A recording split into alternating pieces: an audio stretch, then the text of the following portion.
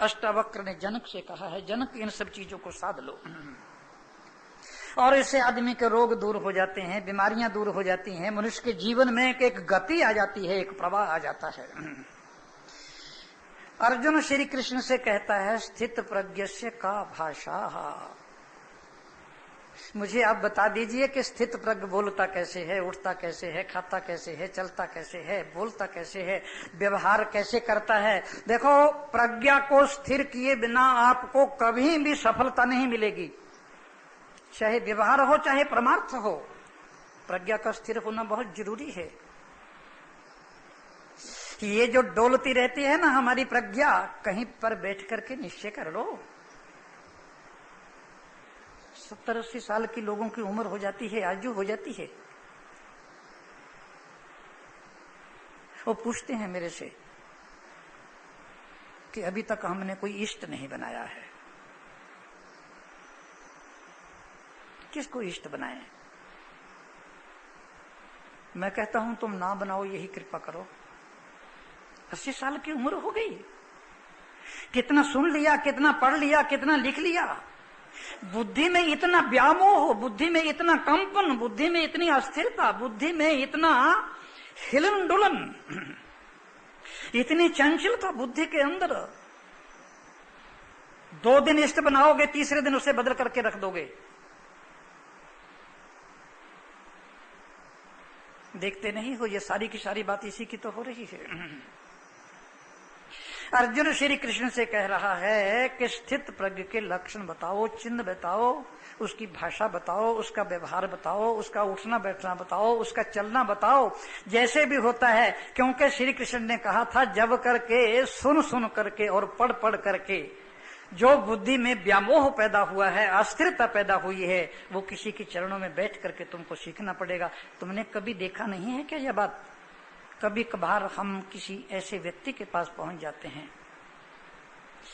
जहां जाते ही हम एक अपूर्व शांति में उतर जाते हैं, अपूर्व आनंद में उतर जाते हैं, जहां जाते ही हमारे भीतर कोई प्रश्न ही नहीं रहता, जहां जाते ही हमारे विकार शांत हो जाते हैं, वासनाएं शांत हो जाती हैं, वृत्तियां शांत होती हैं, हम किसी गहरे तल में उतर रहे होते हैं। वो क्या है? कभी सोचना, स्थित प्रज्ञ है। और कभी कभार जाने अनजाने तुम ऐसे आदमी के पास पहुंच जाते हो, वहां बेचैन हो जाते हो, अशांत हो जाते हो, भागने का मन होता है, विकार पैदा हो जाते हैं, वासनाएं पैदा हो जाती हैं, वृत्तियां पैदा हो जाती हैं। लगता है ये आदमी भाग जाए या हम भाग जाएं। वहां समझो अस्थिर बुद्धि का आदमी है, डामाडोल आदमी है, और उसकी बुद्धि में कोई आत्मा नहीं, कोई परमात्मा नहीं, कोई शांति नहीं, कोई सत्य नहीं, कोई संतोष नहीं है उसकी बुद्धि में। कहीं तुम्हें लगता है हम नहा गए, हम तृप्त हो गए, ये स्थित प्रज्ञ का है। देखो, जब भी किसी के चरणों में बैठकर ऐसा अनुभव हो तो वहां चूकना मत। वहां तुम्हारे हाथ कुछ लग सकता है, ऐसी जगह पर तुम्हें कुछ मिल सकता है, तुम्हारे हाथ में कुछ लग सकता है, तुम्हारी बुद्धि में स्थिरता आ सकती है, तुम्हारी चंचलता जा सकती है, और तुम्हारे भीतर कोई विकास हो सकता है, और तुम्हारी बुद्धि कहीं बहुत ऊंचाइयों पर पहुंच सकती है, और तुम किसी अनंत आनंद की शांति का अनुभव कर सकते हो। स्थित प्रज्ञ के लक्षण है महाराज। कठिन जरूर है, दुरूह जरूर हैं, इनके भीतर प्रवेश करना काफी कठिन है, लेकिन ऐसे कठिन कठिन करते रहेंगे तो कोई यात्रा ही तय नहीं होगी। नन्हे नन्हे कदमों से, छोटे छोटे कदमों से यदि आदमी चल जाए तो अनंत दूरियां तय कर लेता है, और यदि वो आदमी चले ही नहीं, कदम ही नहीं बैठाए, तो वहीं बैठा रहेगा, वो कहीं चल ही नहीं सकेगा। ये जिंदगी के अनुभव हैं जो अर्जुन श्री कृष्ण से पूछ रहा है कि हे केशव, स्थित प्रज्ञस्य का भाषा समाधि स्तस्य केशव स्थिति किम प्रभाषेत किम आसीत ब्रजेत किम। आज इतना ही, शेष कल।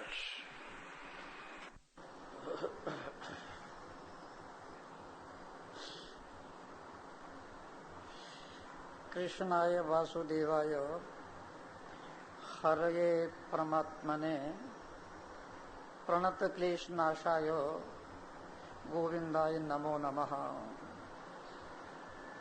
गीता का स्थित प्रज्ञ। अर्जुन श्री कृष्ण से पूछ रहा है कि स्थित प्रज्ञ का लक्षण क्या है, स्थित प्रज्ञ की पहचान क्या है, स्थित प्रज्ञ का चिन्ह क्या है, कैसे जाने कि इसकी प्रज्ञा स्थिर हो गई है, कैसे समझें कि ये स्थित प्रज्ञ है। और कितने आश्चर्य की बात है, स्थित प्रज्ञ से स्थित प्रज्ञ की बात पूछ रहा है। स्थित प्रज्ञ उसके घोड़े हाँक रहा है, स्थित प्रज्ञ उसके घोड़ों की बागडोर अपने हाथ में लिए हुए बैठा है,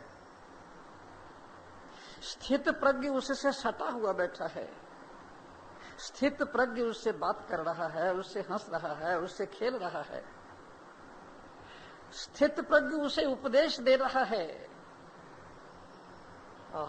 क्या बात! भगवान श्री कृष्ण से बड़ा स्थित प्रज्ञ तुम ढूंढोगे कहाँ? इससे बड़ा स्थित प्रज्ञ दुनिया में तुम्हें कहीं मिलेगा भी नहीं। और अर्जुन स्थित प्रज्ञ की बात स्थित प्रज्ञ से ही पूछ रहा है। अर्जुन ढूंढ रहा है स्थित प्रज्ञ को, अर्जुन ढूंढ रहा है इस तरह के किसी ज्ञानी को जिसकी श्री कृष्ण ने चर्चा की है। देखो, ये गीता का जो स्थित प्रज्ञ है ये बड़ा अद्भुत है और बड़ा अनूठा है। पश्चिम के लोगों ने जब गीता को पढ़ा और गीता में उन्होंने स्थित प्रज्ञ की व्याख्या पढ़ी तो उनकी समझ में बिल्कुल ही नहीं आई ये बात। उन्होंने कहा ऐसा संभव ही नहीं हो सकता, ऐसा मुमकिन ही नहीं हो सकता। जैसे कि स्थित प्रज्ञ की व्याख्या की गई है, उन्होंने कहा ऐसा कोई पुरुष हो ही नहीं सकता। स्थित प्रज्ञ का सीधा सा, सरल सा, सहज सा अर्थ जानते हो क्या है? स्थित प्रज्ञ का सीधा सा, सरल सा, सहज सा अर्थ है कि कामना कोई भी न हो। प्रजहाति जदा कामान सर्वान पार्थ मनोगतान, कोई भी कामना नहीं है लेकिन वो कर्म कर रहा है। फिर सुन लो इसको एक बार, भूल मत जाना, कर्म कर रहा है निरंतर, कर्म में कोई ढील नहीं है लेकिन कामना कोई नहीं है। बाहर के लोगों ने जब गीता में ये पढ़ा कि ऐसा संभव ही नहीं हो सकता, ऐसा मुमकिन ही नहीं हो सकता कि बिना कामना के कोई कर्म करेगा। मनुष्य के हृदय में कोई ना कोई कामना रहती है, वासना रहती है, इच्छा रहती है, संकल्प रहता है और कोई ना कोई सूक्ष्म रूप में ऐसी चीज बैठी होती है तो ही तो वो कर्म करता है। सोचो, थोड़ी देर के लिए मनुष्य खाता है, पीता है, सोता है, उठता है, बैठता है, चलता है, बातचीत करता है, व्यवहार करता है, कोई कामना करवा रही है। भीतर कोई कामना चल रही है, कोई इच्छा चल रही है, कोई संकल्प चल रहा है, कोई वासना चल रही है, तभी तो वो ऐसा कर रहा है। तो पश्चिम के लोगों ने सोचा कि बिना कामना के कर्म होता ही नहीं है।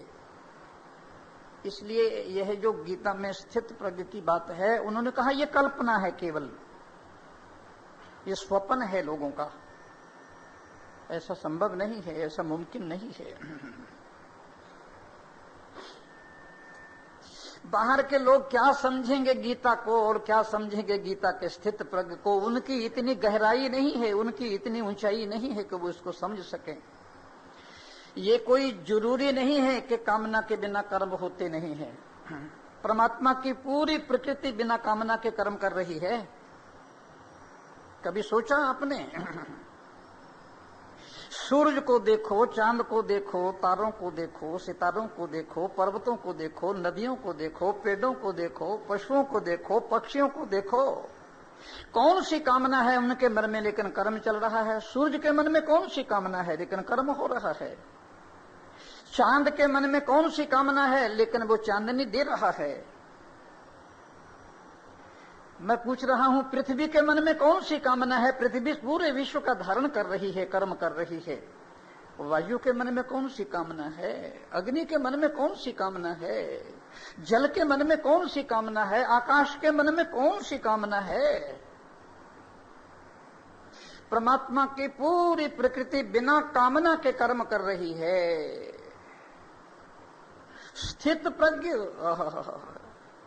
प्रजहाति जदा कामान सर्वान पार्थ मनोगतान आत्मन नेवात्मना तुष्ट स्थित प्रज्ञ तदोच्यते है। ये पूर्ण लक्षण है स्थित प्रज्ञ का। इसमें कोई संदेह नहीं कि स्थित प्रज्ञ की अवस्था प्राप्त करना काफी कठिन है, काफी मुश्किल है, इसमें दो राय नहीं है। क्योंकि इस समय मनुष्य के मन में जितनी कामनाएं हैं, जितनी इच्छाएं हैं, इस समय मनुष्य के मन में जितने संकल्प हैं, इस समय मनुष्य जितना कामनाओं से घिरा हुआ है, मैं नहीं समझता कि इससे पहले कभी मनुष्य के मन में इतनी कामनाएं होंगी। जैसे मधुमक्खियों के छत्ते पर मधुमक्खियां भिन भिनाती हैं, ठीक ऐसे ही मनुष्य के हृदय में कामनाएं भन भनाती रहती हैं। कभी मधुमक्खियों के छत्ते को देखना संभाल करके, वहां कोई भी मक्खी चैन से नहीं बैठती, एक उठी एक बैठी, एक उठी एक बैठी, वहां हलचल होती ही रहती है। ऐसे ही मनुष्य के हृदय में कामनाएं हलचल करती रहती हैं। इन कामनाओं में कोई विराम नहीं आता है, कोई चिन्ह नहीं आता। लाख सत्संग सुन लो, लाख स्वाध्याय कर लो, लाख तीर्थों में जाकर भ्रमण कर लो, लाख गीता पाठ कर लो, लाख उपनिषदों को याद कर लो, लेकिन कामनाएं पिंड नहीं छोड़ती हैं।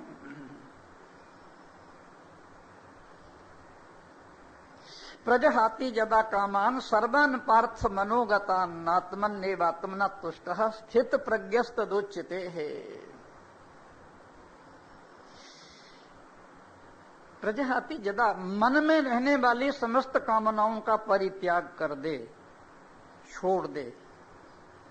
कामनाएं मन में रहती हैं, उनका स्थान मन है, उनका अड्डा मन है, उनका रहने का स्थान मन है, तो वहीं पर उन्होंने अपना डंडा डेरा जमा रखा है, तो वहां से एक क्षण के लिए भी इधर उधर नहीं जाती हैं। मनोगतान, मन में रहने वाली सारी कामनाओं को जो छोड़ देता है, कामनाओं को छोड़ने की बात करते हो। प्रेमपुरी के सत्संगी, कामनाओं को छोड़ने की बात, यहां निंदा नहीं छूटती, चुगली नहीं छूटती, नुक्ताचीनी नहीं छूटती, छल नहीं छूटता, कपट नहीं छूटता, धोखा नहीं छूटता, बेईमानी नहीं छूटती, शैतानी नहीं छूटती, मांस नहीं छूटता, शराब नहीं छूटती, बीड़ी सिगरेट नहीं छूटती। कितने रोग और कितनी बीमारियां हैं, नमक नहीं छूटता, चीनी नहीं छूटती, मीठा नहीं छूटता, दूसरे के दोष देखना नहीं छूटता, दुर्गुण नहीं छूटता, बुराई देखनी नहीं छूटती, काम नहीं छूटता, क्रोध नहीं छूटता, लोभ नहीं छूटता, मोह नहीं छूटता, अहंकार नहीं छूटता, घृणा नहीं छूटती।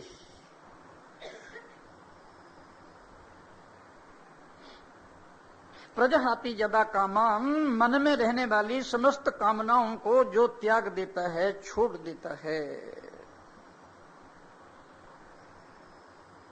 ये कामनाओं को छोड़ना कोई मामूली बात नहीं है, ये सरल बात नहीं है, ये सहज बात नहीं है। लेकिन एक बात की ओर आपका ध्यान दिला दूं, एक तो होती है कामना और दूसरा होता है प्रयोजन।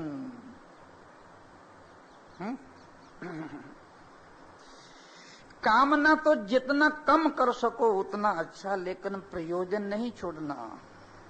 ये जो हमारे मन में आत्मा की, परमात्मा की, सत्य की, शांति की जो हमारे मन में प्यास है, जो तड़फन है, ये जो हमारे मन में उपकार की, धर्म की, कर्म की, निष्काम कर्म की, सेवा की जो हमारे मन में तड़फन और तीव्रता है, जो आग जल रही है हमारे हृदय में, ये जो हम इधर उधर ढूंढ रहे हैं सत्संगों में, कथाओं में, गीता में, उपनिषदों में, कहीं से हमें शांति मिल जाए, संतोष मिल जाए, तृप्ति मिल जाए, ये प्रयोजन है, ये कामना नहीं है,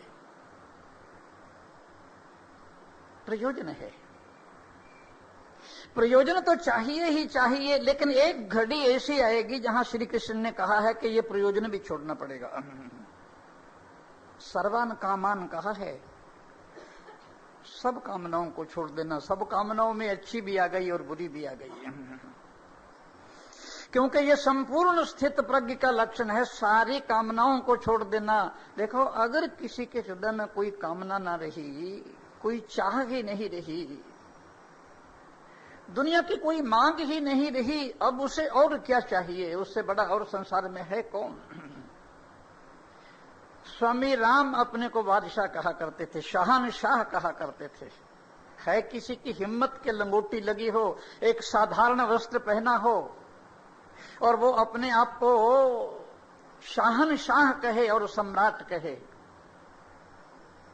जब अमेरिका में गए तो तत्कालीन जो वहां का अमेरिका का राष्ट्रपति था, तो उनको मिलने के लिए आया, दर्शन करने के लिए आया। निश्चय ही जब वो उनके चरणों में बैठा तो उसे शांति मिली, उसे संतोष मिला, उसे तृप्ति मिली, उसे आनंद मिला, उसे मस्ती मिली। थोड़ी देर के लिए उसे अपनी कामनाओं से विराम मिला। और आप लोगों को भी मैं कहूंगा कि यदि ऐसी कोई जगह मिल जाए और ऐसी कोई जगह आप ढूंढ लें और ऐसी जगह कहीं आपको वहां बैठने का मौका मिल जाए तो वहां डट करके बैठ जाना, हिलना मत। इस जिंदगी में अगर कुछ भी क्षण ऐसे मिल गए तो बहुत मिल गए, काफी मिल गया, कम नहीं मिल गया। वरना मनुष्य तो आज टूट गया है, चूर चूर हो गया है, उसके पास कुछ रहा ही नहीं है। ना तो वो ठीक ढंग से मर सकता है और ना ठीक ढंग से जी सकता है। कामनाओं ने ऐसा तोड़ और मरोड़ करके रख दिया है उसे कि उसकी हालत बहुत ही खराब है। उसे बड़ी शांति मिली, बड़ा संतोष मिला, बड़ी तृप्ति मिली। उसने आंखें खोली और राम तीर्थ को प्रणाम करके कहने लगा कि और सारी बात मेरी समझ में आ गई, लेकिन एक बात मेरी समझ में नहीं आई, आप अपने को बादशाह कैसे कहते हैं, शहंशाह कैसे कहते हैं? आपके पास तो कुछ भी नहीं है। राम ने कहा, देख, बादशाह मैं ही हो सकता हूं, शहंशाह मैं ही हो सकता हूं। मेरे मन में कोई कामना नहीं है, कोई इच्छा नहीं है, कोई वासना नहीं है, कोई संकल्प नहीं है। जिसके मन में कोई कामना ना हो, कोई इच्छा ना हो, कोई वासना हो, वही बादशाह हो सकता है। जिसके मन में कामनाएं हैं, इच्छाएं हैं, वासनाएं हैं, वो काहे का बादशाह? वो तो कंगाल है, भिखारी है, दर दर ठोकरें खाने वाला आदमी है। करोड़ों अरबों रुपए हो गए तो उससे होता क्या है? अगर वो महलों में रहता है तो उससे क्या है? वो तो आग की भट्ठी पर बैठा हुआ जल रहा है। ना उसको रात को नींद आती है, ना उसको दिन को चैन आता है। क्या? जिसके मन में कोई कामना नहीं है, कठिन तो है स्थित प्रज्ञ, इसमें कोई संदेह नहीं, लेकिन कठिन कह करके छोड़ने की क्या बात है? ये तो हमारे हाथ का खेल है। तुम कभी एकांत में बैठ जाओ, घर के किसी कोने में, नदी के किसी किनारे पर, किसी पेड़ के नीचे, या अपने ही रूम को बंद करके बैठ जाओ, आधी रात को ही बैठ जाओ, 4 बजे ही बैठ जाओ, दोपहर में जब कोई घर में ना हो तभी बैठ जाओ। तुम एकांत और शांत स्थान में बैठकर कम से कम इतना तो सोचो कि मेरी कामनाएं बढ़ रही हैं या घट रही हैं। इतना तो सोचो। छोड़ दो माला झोली को एक तरफ, रख दो सुंदरकांड को एक तरफ, रख दो उपनिषदें गीताएं एक किनारे पर। जो करना है उसे करो। सोचो अपने मन में, विचारो अपने मन में, गहराई से उतरो अपने मन में। सोचो कि मेरी कामनाएं बढ़ रही हैं या घट रही हैं। यदि कामनाएं बढ़ रही हैं तो गलत जा रहे हैं आप, चाहे कुछ भी कर रहे हैं। और यदि कामनाएं कम हो रही हैं, घट रही हैं, तो आप सही जा रहे हैं। किसी से कोई पूछने की जरूरत नहीं। किसी मंदिर में जाकर, किसी साधु संत से, किसी गुरु पुरोहित से, किसी से पूछने की जरूरत नहीं कि हमको क्या करना है और क्या नहीं करना। तुम अपने आप से इंक्वायरी कर लो। और यदि सचमुच में कामनाएं बढ़ रही हैं तो खतरे की घंटी बज रही है। ये कम होनी चाहिए। प्रजहाति जदा कामान सर्वन पार्थ मनोगतम। अरे कामना तो फांसी हो जाती है, फांसी। जरा सी कामना हमें टिकने नहीं देती है, चैन नहीं लेने देती है। बहुत बड़े महात्मा थे, बहुत पुरानी बात है, बहुत पुरानी। ऋषिकेश में रहते थे, उत्तरकाशी में रहते थे। बिल्कुल नग्न थे, बस 2 लंगोटियां थी शरीर पर। एक लंगोटी से स्नान कर लेते तो दूसरी लंगोटी पहन लेते और उसे सूखने के लिए डाल देते। तो मन में उनके ये चिंता रहती थी कि इस लंगोटी को कोई बंदर ना उठा करके ले जाए, वहां तो बंदर बहुत होते हैं। अब ना ध्यान में मन लगता, ना समाधि में मन लगता, ना चिंतन में मन लगता, ना ब्रह्म में मन लगता। एक जरा सा लंगोटी कपड़े का टुकड़ा खींचने के लिए तुम्हें बहुत बड़ी बड़ी चीजों की जरूरत नहीं है। जरा सी कामना तुम्हें टिकने नहीं देगी। जरा सा जूता कोई कीमती बाहर पड़ा होगा तो यहां मन नहीं लगेगा, वो खींच लेगा तुम्हें यहां से, चाहे कितना ही सत्संग क्यों ना करो। कामना मत इसे मामूली समझ लेना। ये तो सांप है, ये तो बिच्छू है। ये जब काटती है तो मनुष्य को पानी नहीं पीने देती, तड़फा तड़फा कर मारती है। तो वो सोचते क्या करूं। फिर उसके बाद उन्होंने दोनों लंगोटियां ही छोड़ दिया, नग्न ही रहने लगे कि ये क्या हो गया। बूढ़े महात्मा 80-90 वर्ष की आयु, 50 वर्षों से उत्तरकाशी में गंगा के किनारे झोपड़ी डालकर रह रहे हैं। बंबई का कोई सेठ चला गया, ये बंबई के सेठ कहीं भी चैन से नहीं रहने देते किसी को। ये जहां जाते हैं ये अपनी कोई तुर्रा लेकर ही जाते हैं, वहां बेचैन कर देते हैं कि महाराज पक्की कुटिया बना दें, अटैच बाथरूम कर दें, एयर कंडीशन लगा दें, सुविधा कर दें आपको खाने पीने की। ये नहीं पता कि उसको कांटों पर बिठाने जा रहा है। चांदी के 100 रुपए उनके आगे रख दिए। उन्होंने कहा भैया क्यों रख रहे हो मेरे आगे, जिसको जरूरत हो आवश्यकता हो उसे दे दो, मुझे नहीं जरूरत है इसकी। मुझे भूख लगती है तो मैं भिक्षा मांग लेता हूं, मुझे प्यास लगती है तो मैं गंगा का जल पी लेता हूं, मुझे धूप लगती है तो मैं पेड़ के नीचे चला जाता हूं, मुझे ठंडी लगती है तो मैं अपनी झोपड़ी में सो जाता हूं। अरे मुझे कोई बीमारी और रोग होती है तो मैं स्वर्गाश्रम में काली कमली वालों से दवाई ले आता हूं, मुझे नहीं जरूरत है बाबा, तुम अपने इन रुपयों को उठा लो। उसने कहा मैंने तो रख दिए, मैं तो उठाऊंगा नहीं, अब तुम्हारी मर्जी हो जो करो। ऐसे कह के चला गया वो। सांप डाल गया गले में। अब वो तो चला गया चांदी के 100 रुपए रख के। अब महात्मा सोचने लगे कि क्या करें, किसी गरीब को दे दें, किसी की झोपड़ी बना दें, कोई भंडारा कर दें, काली कमली वाले को दे दें, स्वर्गाश्रम में दे दें, या इसे रख छोड़ने कभी कभार किसी को आवश्यकता होती है, जरूरत होती है, उसको दे दे। 1 दिन 2 दिन 4 दिन, ना रात को नींद न दिल को चैन। जहां कामना आई वहां अशांति आई, वहां बेचैनी आई। प्रजहाति जदा कामान। अब उन्होंने सोचा कि मैं तो बड़ा शांत रह रहा था, आनंद में रह रहा था, इन 100 रुपयों में मेरी जिंदगी को नर्क बना करके रख दिया। उन्होंने वो चांदी के रुपए उठाए और काली कमरी में दे आए। क्या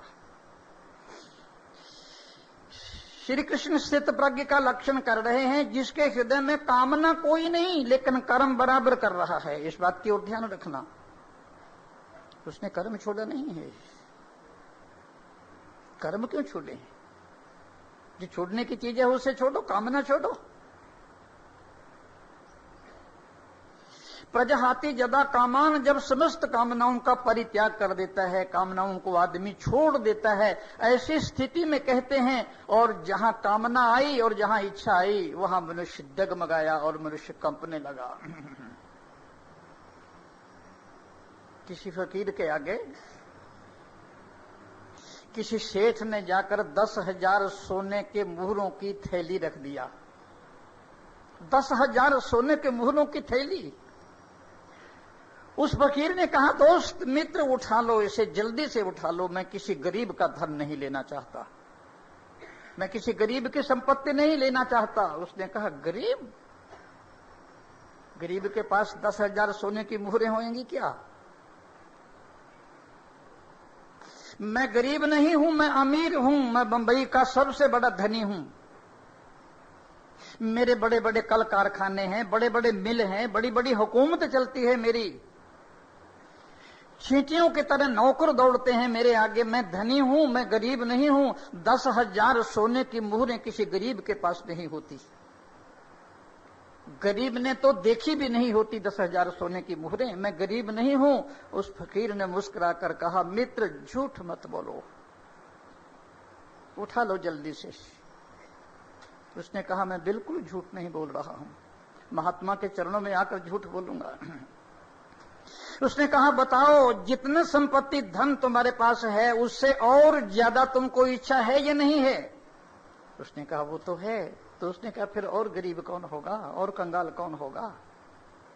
जब तुम्हारे मन में और पाने की इच्छा है और संकल्प है तो फिर और गरीब किसको कहते हैं? उठा ले अपने मुहरों को, मेरे मन में कोई कामना नहीं है, कोई इच्छा नहीं है, कोई संकल्प नहीं है, कोई वासना नहीं है मेरे मन में। प्रजहाति जदा कामान सर्वान पार्थ मनोगतान। तुम कम से कम इतना सोच लो जो यहां बैठे हो कि तुम्हारे इस जीवन रूपी रथ का संचालन कामना कर रही है। बस इतना सोच लो, ज्यादा सोचने की जरूरत नहीं है।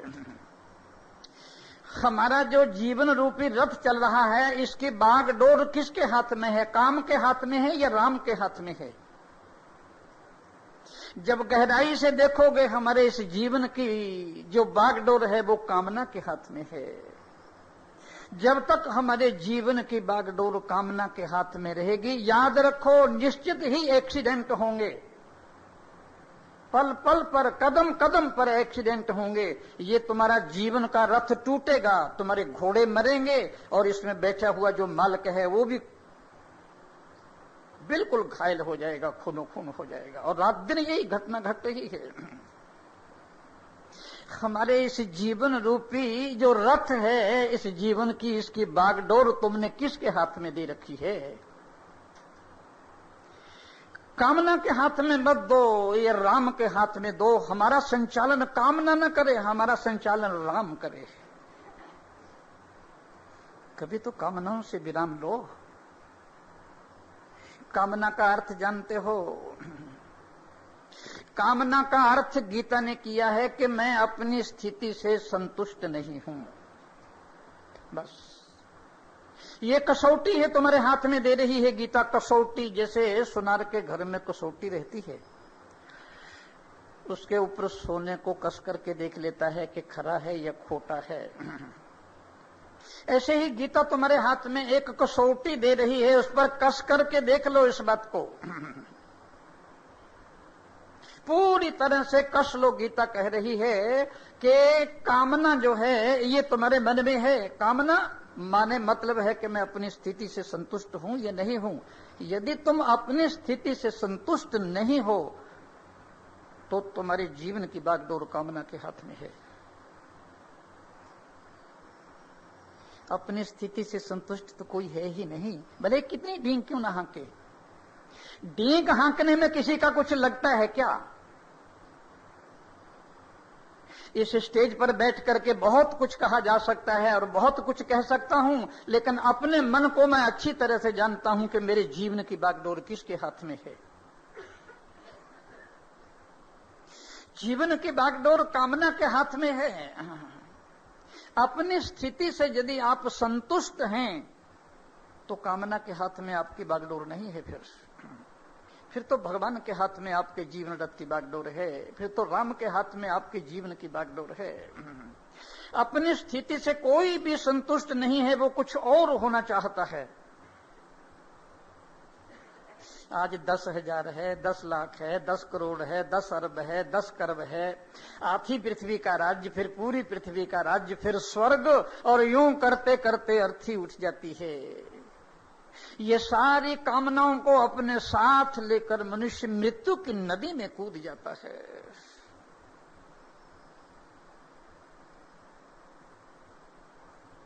यहां श्री कृष्ण अर्जुन से स्थित प्रज्ञ की व्याख्या कर रहे हैं कि कामनाओं को थोड़ा कम करो, काट छांट करो कामनाओं में, और बचकर चलो कामनाओं से जितना हो सके। अगर जिंदगी में शांति की जरूरत है, संतोष की जरूरत है, आनंद की जरूरत है, तृप्ति की जरूरत है, एक मोची जो सड़क में बिजली के खंभे के नीचे बैठकर जूता गांठता है, उसे यदि आप आधी पृथ्वी का राज्य दे देंगे तो क्या आप समझते हैं कि वो संतोष से बैठ जाएगा? वो आधी पृथ्वी के लिए लड़ाई करेगा, झगड़ा करेगा, दंगा फसाद करेगा।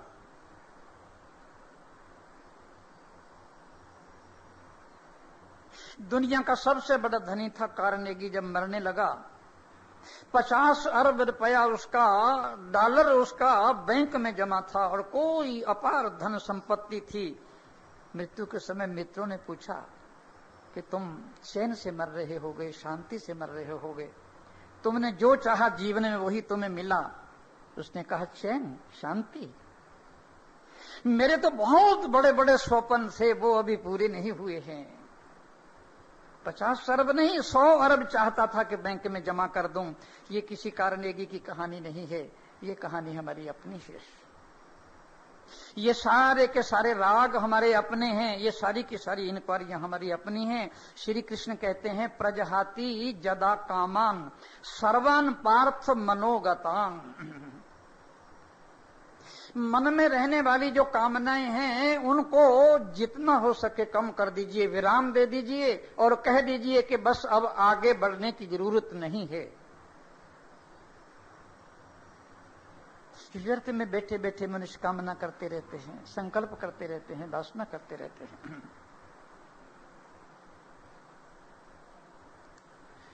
एक चील कचरे के ढेर में से मरे हुए चूहे को अपनी चोंच में दबाकर उठी। 50 चीलें उसके पीछे लग गई। उन्होंने चोंच से और पंजों से उस चील को खूनो खून कर दिया, पंख नोच दिए सारे के सारे उसे। और इसी लड़ाई झगड़े में वो चूहा गिर गया और वो चील किसी पेड़ की डाली पर जाकर के बैठ गई। सारी चीलों ने पीछा छोड़ दिया। अब वो चील सोचने लगी कि आश्चर्य की बात है, मैं तो सोच रही थी ये सब मेरी दुश्मन है, शत्रु हैं, मुझे मार रही हैं, लेकिन ये लड़ाई तो चूहे के लिए हो रही थी। ये कामना का चूहा जब तक हमारे मुंह में रहेगा, ये दुख की चीलें हमें छोड़ने वाली नहीं है। ये कामना का चूहा जब तक हमारे मुंह में रहेगा, हमारी चोंच में रहेगा, हमारे पंजों में रहेगा, ये दुख, ये संताप, ये पीड़ाएं, ये क्लेश, ये चीलें हमें खूनो खून करके छोड़ेंगी। और जैसे ही कामना का चूहा गिरा और किनारे पर रखा, किसी को क्या लेना और किसी को क्या देना, सारी लड़ाई इसी की है। ये संपूर्ण लक्षण है। यदि कामना को कोई कम करना चाहे तो रोक नहीं सकता किसी को कोई, लेकिन कोई कामना को कम नहीं कर रहा है। कामनाएं बढ़ा रहे हैं और कामनाएं बढ़ रही हैं। मृत्यु की आखिरी घड़ियों तक मनुष्य कामना की बात सोचता है। प्रजहाति जदा कामान सर्वान पार्थ मनोगतान। मन में रहने वाली कामनाओं को जब आदमी परित्याग कर देता है, कम कर देता है, बच के चलता है और उसको एक किनारे पर रख देता है और कह देता है कामनाओं को कि अब मुझे पिंड छोड़ो, अब मेरा किनारा छोड़ो, और जब कामनाएं गई तो सब कुछ गया। तो गीता कह रही है, स्थित प्रज्ञ कह रहा है कि कामनाओं को थोड़ा विराम दे दो, बस और कुछ नहीं, थोड़ा बच करके चलो कामनाओं से। और आत्मन्येव आत्मना तुष्टः, ये दूसरा भाग है स्थित प्रज्ञ में, स्थित प्रज्ञ के लक्षण का श्लोक का। आत्मन्येव आत्मना तुष्टः, अपने आप में संतुष्ट रहना,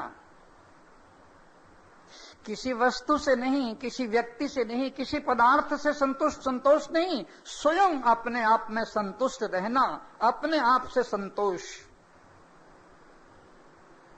अपने आप से संतोष तो किसी को भी नहीं है। कहां है संतोष हमारे जीवन में? हमारे जीवन में संतोष तो है ही नहीं। स्थित प्रज्ञ का लक्षण है सतत संतुष्ट रहना और हमारा लक्षण है सतत असंतुष्ट रहना। हमारी जिंदगी में तो कभी संतोष आया ही नहीं। तुम कम से कम इस बात को सोचो कि तुम जो भी काम कर रहे हो उससे तुम्हें संतोष है या नहीं है। जो भी काम कर रहे हो, हम ये नहीं कह रहे कि पाठ कर रहे हो, पूजा कर रहे हो, ध्यान कर रहे हो, समाधि लगा रहे हो, योग कर रहे हो, सत्संग कर रहे हो, ये नहीं कह रही गीता। वो कहती है कोई भी काम क्यों नहीं कर रहे हो तुम, उससे तुम्हें संतोष है क्या? उससे तुम्हें तृप्ति है क्या? उससे तुम्हें आनंद है क्या? यदि उससे तुम्हें संतोष है, उससे तुम्हें तृप्ति है, उससे तुम्हें आनंद है तो ठीक, और यदि उससे तुम्हें संतोष नहीं है, तुम्हें तृप्ति नहीं है, तुम्हें आनंद नहीं है, तुम कहां भटक रहे हो? कोई भी जिंदगी में तुम्हारे ऐसा काम नहीं है जिससे तुम संतुष्ट हो सको। ना पूजा से संतोष है, न पाठ से संतोष है, न ध्यान से संतोष है, न समाधि से संतोष है, न तीर्थों में संतोष है, न व्रतों में संतोष है, न पैसा कमाकर संतोष है, न जमीन जायदाद इकट्ठी करके संतोष है, न दिन में संतोष है, न रात को संतोष है। संतोष का नामो निशान नहीं है। जिंदगी अफलातून बन गई। अरे भाई कोई काम तो कहो जिससे तुमको संतोष हो जाए। तुम्हें खाने से संतोष नहीं, पीने से संतोष नहीं, पहनने से संतोष नहीं, रुपए से संतोष नहीं, बेटे से संतोष नहीं, बेटी से संतोष नहीं, बिजनेस से संतोष नहीं, व्यापार से संतोष नहीं, किसी से भी संतोष नहीं है। आग की भट्ठी पर बैठ गए हो क्या? आत्मन्नेव आत्मनः तुष्टः। श्री कृष्ण कह रहे हैं अर्जुन, कहीं बाहर से संतोष नहीं, स्थित प्रज्ञ अपने आप से संतुष्ट रहता है। संतोष को ढूंढने जाओगे कहां? हरिद्वार जाओगे, ऋषिकेश जाओगे, उत्तरकाशी जाओगे, बद्रीनाथ जाओगे, केदारनाथ जाओगे, कैलाश जाओगे, वृंदावन जाओगे, कहां जाओगे संतोष को ढूंढने के लिए? मुझे बताओ तो सही। अभी अभी आया हूं कुंभ से, मैं पढ़ा होगा आपने अखबारों में,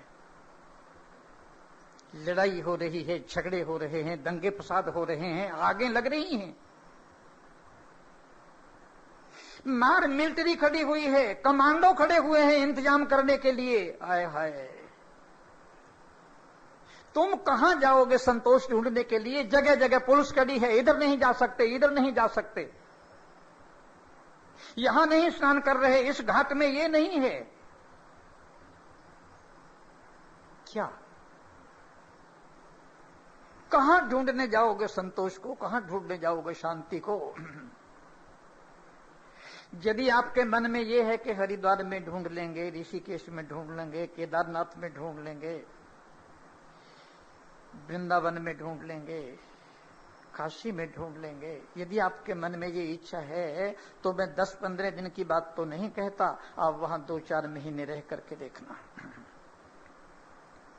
आप 2-4 महीने वहां रहकर देखना, फिर मैं आपसे पूछूंगा कि आपकी जिंदगी में कितना संतोष और कितनी शांति आ गई। फिर पूछूंगा मैं आपसे, वृंदावन में रहने वाली माइयों को देख लो जाकर, दिन भर अचार ही बनाती रहती हैं बेटियों को भेजने के लिए।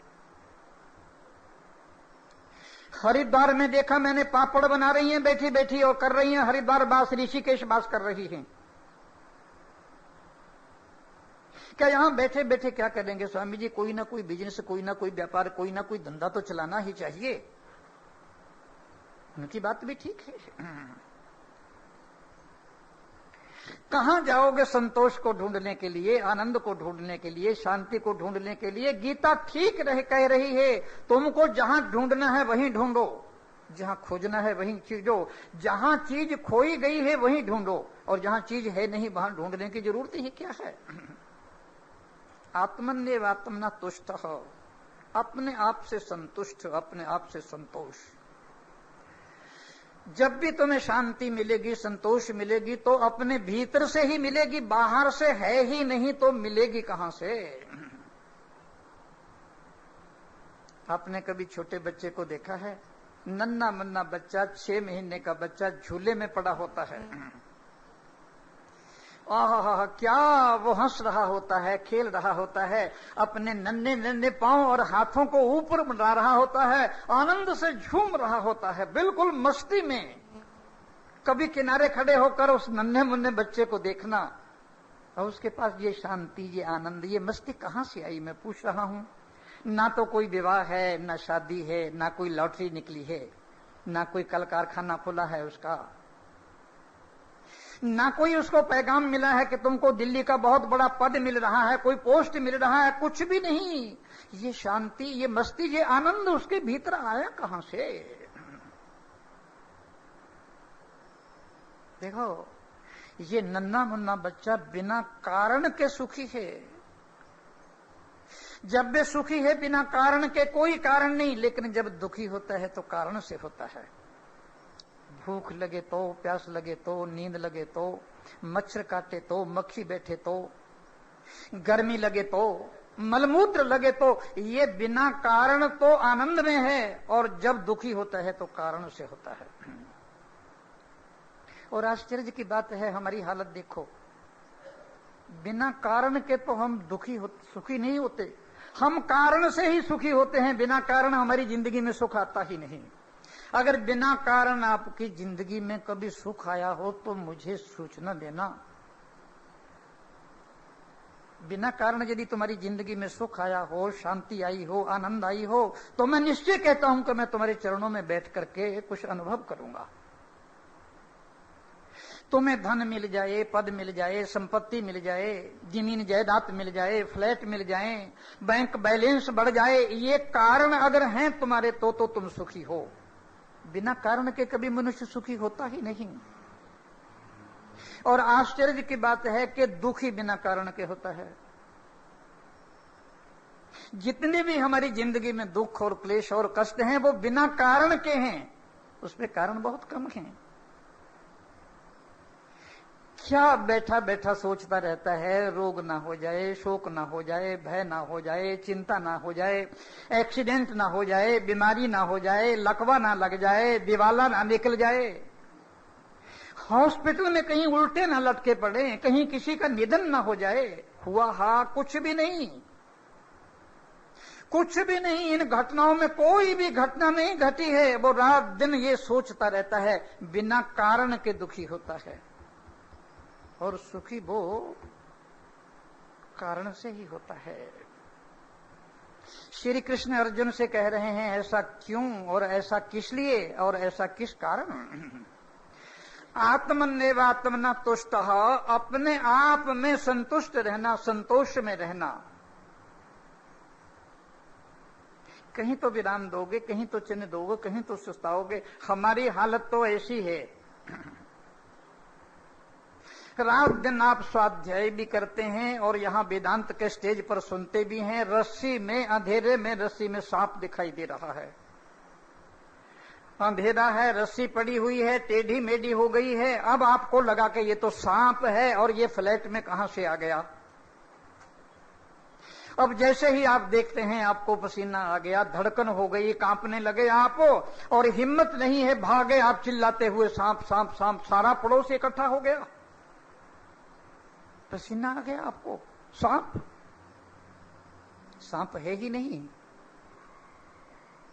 और कुछ लोग हिम्मत वाले थे, उन्होंने कहा सांप आ गया तो क्या बड़ी बात है, लाठियां उठा लाए, डंडे उठा लाए। उन्होंने कहा अभी मारते हैं, अभी इसको खत्म कर देते हैं, और किसी बच्चे को काट लेगा, स्त्री को काट लेगा। फ्लैट में सांप का क्या काम? वो लाठी लेकर आगे मारने के लिए। ये दोनों ही गलत हैं, सांप है ही नहीं। सांप से भागने वाला भी गलत है, सांप को मारने वाला भी गलत है। और तीसरा आदमी जरा सी बैटरी जलाता है, रोशनी करता है, वो कहता है रस्सी है। न भागने की जरूरत है, न मारने की जरूरत है, केवल जागने की जरूरत है। भागो मत, जागो।